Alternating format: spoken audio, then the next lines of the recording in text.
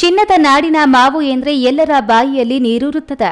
ರೈತನಿಗೂ ಒಂದಷ್ಟು ಆದಾಯ ಕೈಗೆ ಸಿಕ್ಕ ಖುಷಿಗೆ ಕಾರಣವಾಗಿರ್ತಿತ್ತು.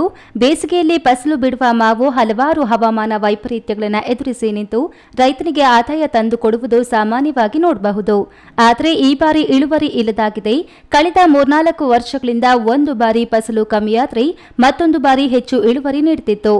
ಆದರೆ ಈ ವರ್ಷ ಮಾವಿನ ಬೆಳೆಗೆ ಹಲವಾರು ರೋಗಗಳು ಬಂದಿದ್ದು ಮಾವಿನ ಇಳುವರಿಯಲ್ಲಿ ಗಣನೀಯ ಕುಸಿತ ಕಂಡಿದೆ. ಮಾವಿನ ಗಿಡ ಮೈತುಂಬಾ ಹೂ ಬಿಟ್ಟರೂ ಕಾಯಿ ಕಚ್ಚಿರುವುದು ತುಂಬಾ ಕಮ್ಮಿ.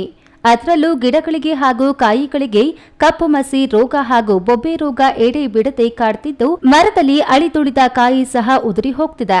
ಮಾರುಕಟ್ಟೆಯಲ್ಲಿ ಬೇಡಿಕೆ ಕಳೆದುಕೊಳ್ಳುವ ಆತಂಕವನ್ನ ರೈತರು ವ್ಯಕ್ತಪಡಿಸಿದ್ದಾರೆ. ನಾವು ಕೋಲಾರ ಜಿಲ್ಲೆ ಮತ್ತು ಶ್ರೀನಿವಾಸ ತಾಲೂಕಿನಲ್ಲಿ ಮಾವನ್ನೇ ನಂಬ್ಕೊಂಡು ಜೀವನ ಮಾಡುವಂಥ ನಾವು ರೈತರು.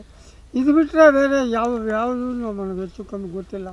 ನಾವು ಇದನ್ನು ನಂಬಿಕೊಂಡು ಜೀವನ ಮಾಡಿದರೆ ಈ ಬಿಸಿಲು ತಾಪದಿಂದ ಮತ್ತು ಜೋನಿ ರೋಗದಿಂದ ಬೂದಿ ರೋಗದಿಂದ ಮಾವಿನಕಾಯಿ ಎಲ್ಲ ಉದುರೋಯ್ತು.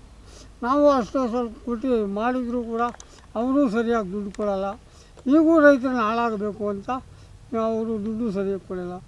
ಈ ರೋಗದಿಂದ ನಾವು ಬಡ ರೈತರು ಇಂಥ ರೋಗದಿಂದ ನಾವು ನರಳಾಡ್ತಾಯಿದ್ದೀವಿ. ಈ ಬಡ ರೈತಕ್ಕೋಸ್ಕರವಾಗಿ ನಿಮ್ಮ ಸರ್ಕಾರದಿಂದ ಏನಾದರೂ ನಮಗೆ ಕೊಡ್ತೀವಿ ಅಂತ ನಾವು ಆಸೆ ಪಟ್ಟು ಮಾಡ್ತಿದ್ದೀವಿ.